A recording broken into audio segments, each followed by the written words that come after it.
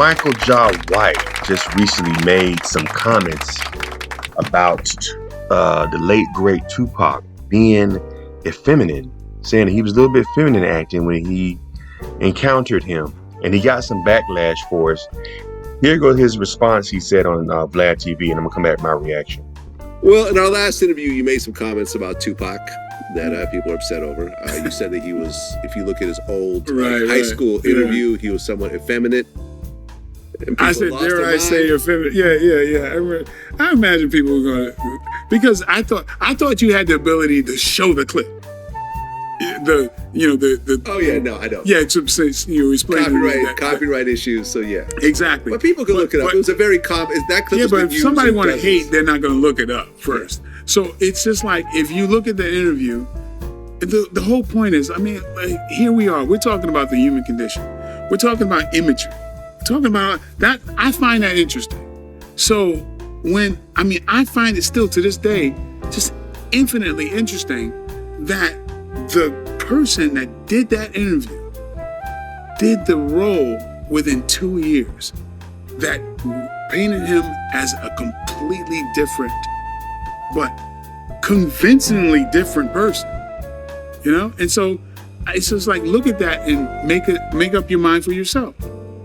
And from even interviews that I've seen here, the consistent thing that people always say is that, well, there was, there's a dichotomy, like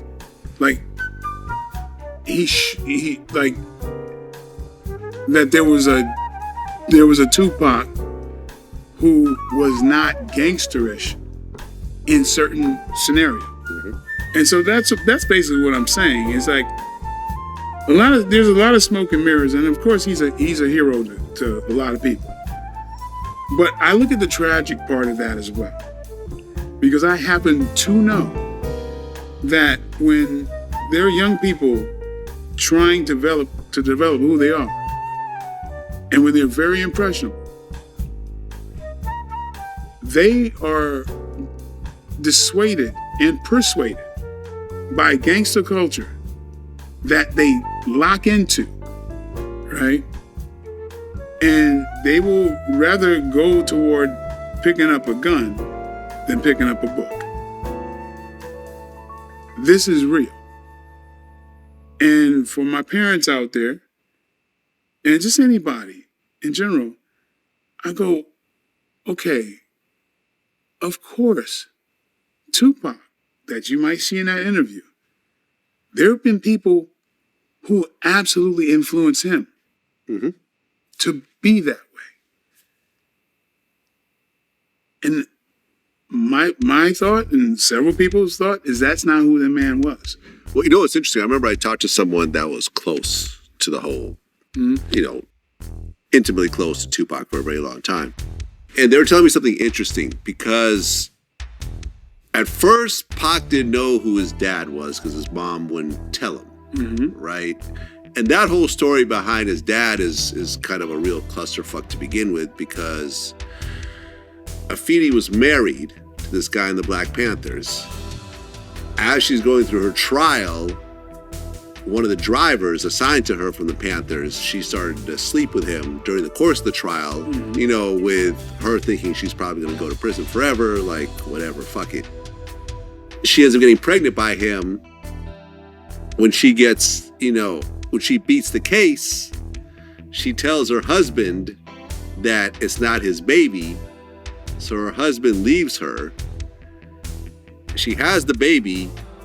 The husband dies, gets killed in some sort of crazy situation. So then she ends up getting with her ex-husband's brother, Mutulu Shakur. Right? And this is where the whole Mopreme Shakur situation happens, right? Then Mutulu gets caught with the whole killing of a police situation. He goes to prison, which he recently got out and passed away. But the point of this, at that time, Pac still didn't really know who his real dad was. And if you ever watch the movie, there was this whole part of the movie where Effeminate was in a relationship with this street hustler in Harlem, who was played by D. Ray Davis. Did you ever see the movie? Okay, so anyway, so she was hooked up with this street guy, right? And he kind of was like a father figure to Pac. And the whole thing about it, the way I had it described to me, was that they kind of knew that wasn't his real dad, but they ran with the idea that that was his dad because they all liked the idea of Pac's dad was this hustler. You see what I'm saying? And Pac kind of clung to that. Yeah. Like, yeah, my dad was a hustler and I'm from the streets and stuff like that.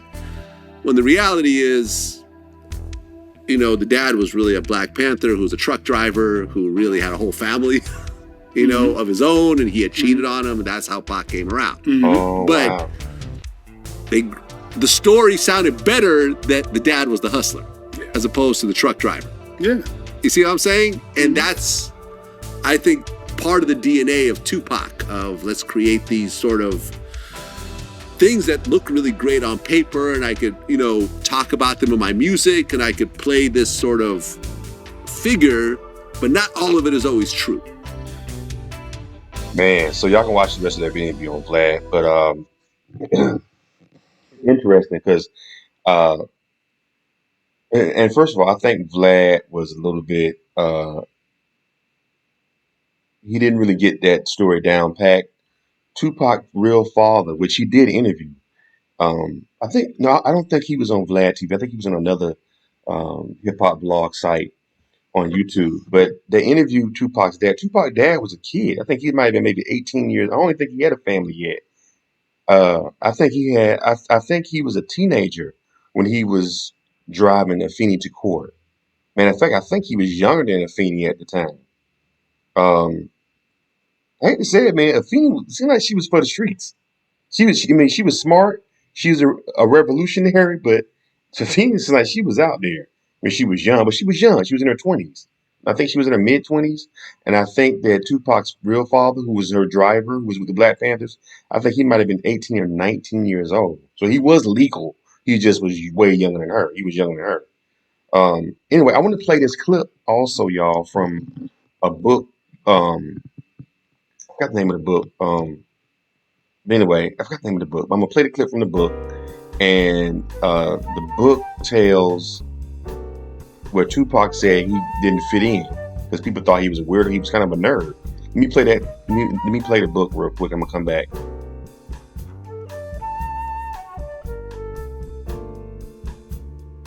Tupac didn't fit in. I dressed like a hippie. They teased me all the time. I couldn't play basketball, he said, adding that he was jumped by street gangs. With a Gumby-style haircut and an earring in his right ear, he attended the diverse Tamalpais High School. With a friend named Ray Love, he began performing with a rap act called Strictly Dope. His rhymes featured Fresh Prince-style whimsy. Tupac fought with his mother, who was in the throes of crack addiction. He dropped out of high school and bounced around, at one point moving in with the family of a 20-something woman named Lila Steinberg, who ran a poetry and music workshop. He was the sloppiest, messiest person I've ever lived with, said Steinberg.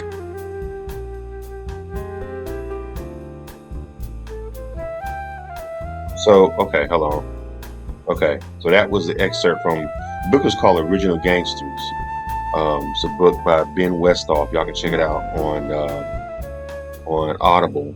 But it was said that Tupac was he was kind of a nerd. He was kind of like a hippie, just like a hippie, because he had just moved from New York to Marin City, which is in Northern California.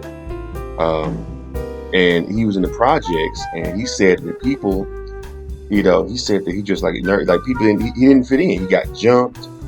And a lot of times in the hood, when you are not like the people in the hood, and especially if you dress different, and he probably was saying stuff like "peace, brother" and all that. Him being from the Black Panther sector and being raised by Black Panthers, in the hood and the projects, they don't like they look at that as weakness. So of course he got jumped. So in his early years, and also he talked about in an interview how Marin City made him who he was. They toughened him up. They showed him how to dress. He was a little bit more, he got his thug from the cats in Marin City. You know what I'm saying? He got his swag, his street swag. You know, they kind of upgraded and, you know, it showed them how to not get jumped, you know, carry yourself a certain way so dudes won't try you. You know what I mean? So anyway, what y'all think about this video, man? Hit the thumbs up button, leave your comments in the comment section. Subscribe to Charles and Appreciate it. Looking for a professional photographer for your next big event? Need video of your special day? Then look no further. For $100 an hour, have a professional photographer or videographer shoot your wedding, birthday party, quinceañera, bar mitzvah or bat mitzvah, anniversary party, or whatever your special occasion may be. Highlight your event with professional, crisp photos and video. Check out Charles Arness Photography on Instagram, as well as book us for your next event. Must live in the Southern California area.